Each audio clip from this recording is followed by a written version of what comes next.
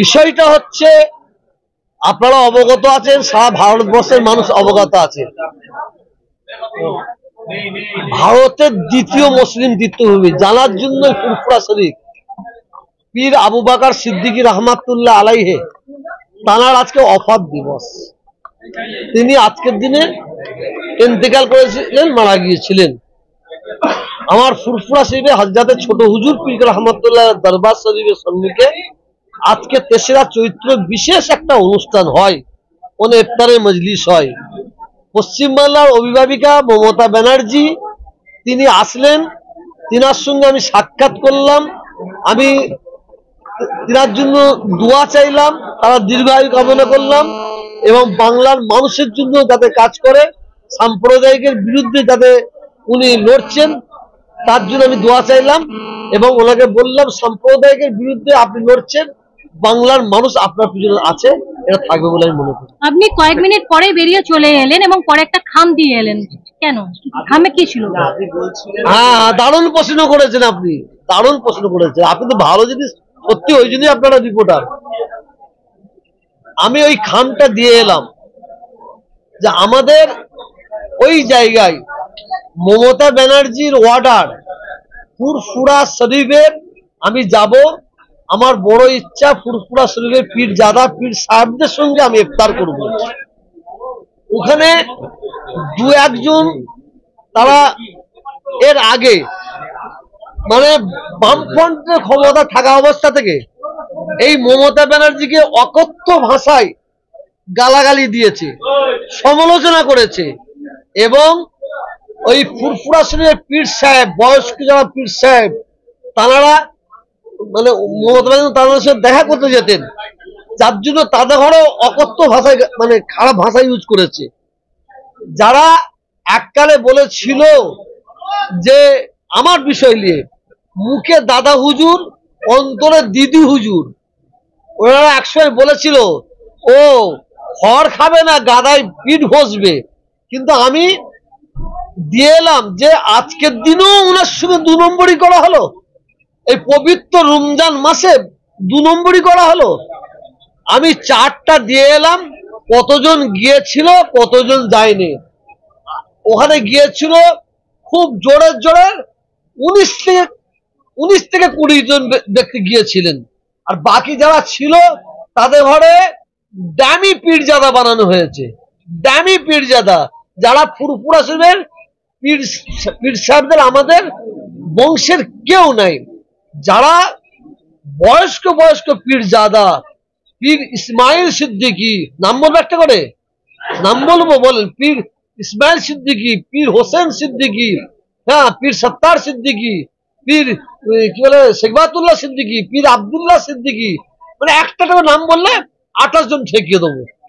তারা কেউ ছিল না, এক মিনিট, তারা ছিল না, কারণ তাদের থাকার খুব ইচ্ছা, তারা বাইরে থেকেও মমতা ব্যানার্জিকে আশীর্বাদ দোয়া করেছে, তাদের থাকার ইচ্ছা থাকতো। এই কটা 2-3টে ছেলে যারা এককালে মমতা ব্যানার্জি সমালোচনা করত, যাদের দ্বারাই বক্তব্যতে অনেকে কমেন্ট করে আমাদের পবিত্র মা বাবাকে গালাগালি খাইয়েছে, পীর আবু বকর সিদ্দিকীকে গালাগালি খাইয়েছে এবং তাদের বক্তব্য দ্বারাই কোটি কোটি মানুষ আহত হয়েছে।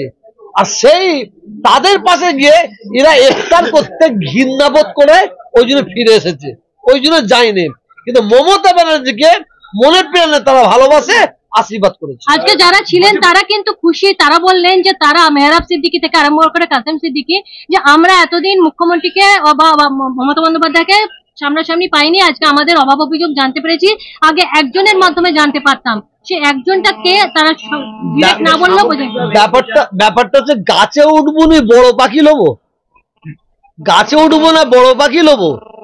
যাদের কথা বলছেন তাদের বাড়ির ভেতরই পশ্চিমবাংলার মুখ্যমন্ত্রী উন্নয়ন করেছে, যান ক্যামেরা নিয়ে যান, তাদের বাড়ির ভেতর দেখবেন, কিন্তু এত তাদের বাড়ির ভেতরে উন্নয়ন করা থাকতো মমতা ব্যানার্জির সমালোচনা।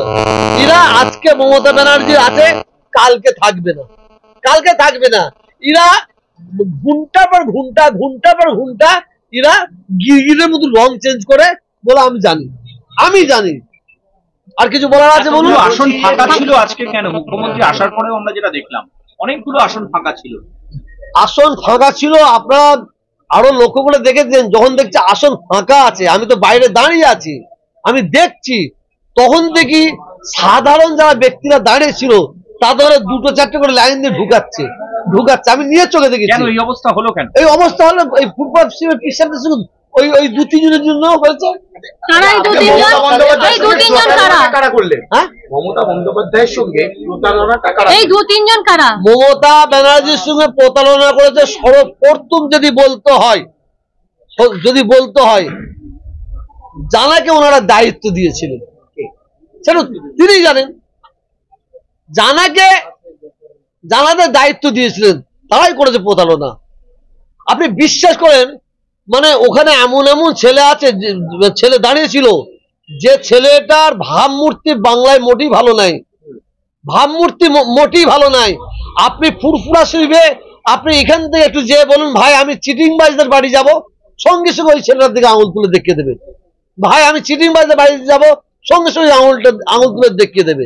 কথা বুঝতেছেন না?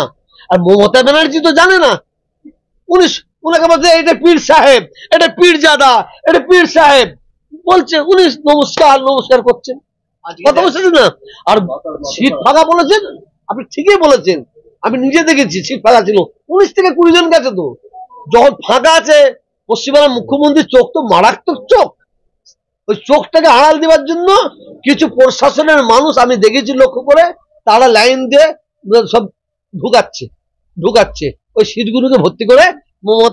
হুগলি জেলায় গ্রামীণ চিকিৎসা ব্যবস্থার বিপ্লব ঘটাতে চলেছে সঞ্জীবনী হেলথ কেয়ার নার্সিং হোমের সৌজন্যে 24 ঘন্টায় আইসিইউ পরিষেবা ও স্বাস্থ্যসাথী কার্ডে একেবারে বিনামূল্যে অপারেশন। এখানে পাবেন বিশেষজ্ঞ ডাক্তার দ্বারা পরিচালিত মেডিসিন, শিশু বিভাগ, অর্থোপেডিক বিভাগ, সার্জারি বিভাগ, গাইনি বিভাগ, urology, nephrology, pathology, ECG, x-ray সহ সিটি স্ক্যানের সুবিধাযুক্ত একমাত্র নার্সিং হোম। যোগাযোগ করুন Sanjeevani health care nursing home 7432808135 অথবা 9800878028, শিয়াখালা, শ্রীপতিপুর, হুগলি।